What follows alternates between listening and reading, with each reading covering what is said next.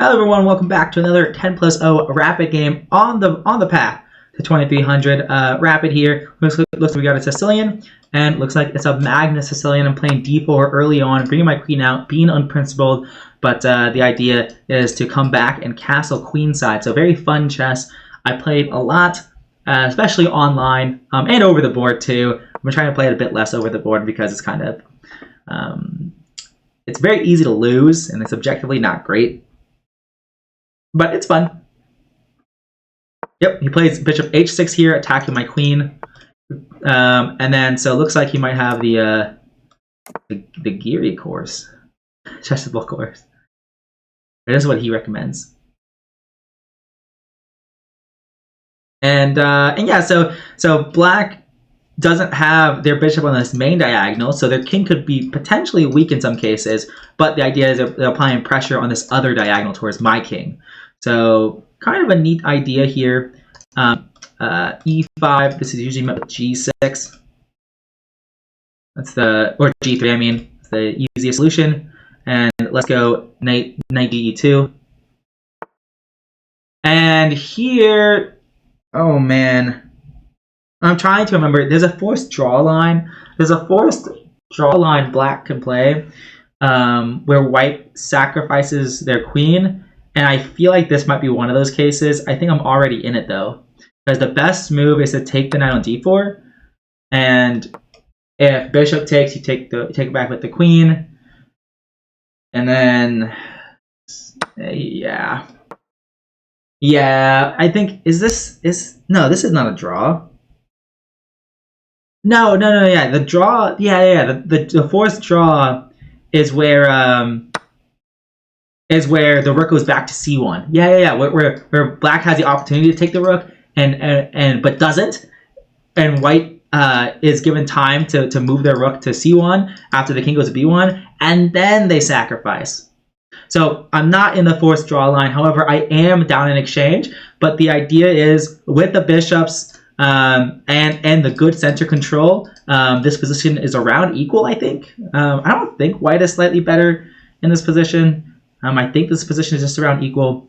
And luckily, it looks like my opponent does not know this position given the amount of time he's spending. So that's potentially a good thing. But very cool sacrifice here. Whenever you can exchange, lose an exchange as part of the opening, that's always that's typically a good thing here. I'm just going to go, usually queen b4 is the move here, to usually apply pressure on both b7 and d6. I'm not going to calculate. I think this is still the position I've seen before. And I'm going to pre-move this. And so now I have control of f6 here, attacking b7. And if he ever goes rook b1 or rook b8, then my pawn structure, my house for my king defends my light squares. So only the dark diagonals I have to worry about. But right now it looks like everything's fine. And and maybe I'll just go. Bishop g2 is the typical move. So I'm x-raying the rook on a8. So I can go rook c1 here. Then I can go rook d1 here.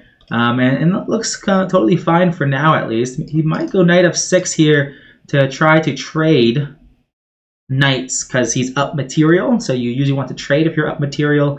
But in this case, knight f6, there could be some tactics here, like takes and e5, hitting the rook here, and I could go queen d4. Queen d4 does block black from going to f6, which seems fine. Rook d1 also seems interesting as well, because now if knight f6, I can probably just take and do I want to take actually?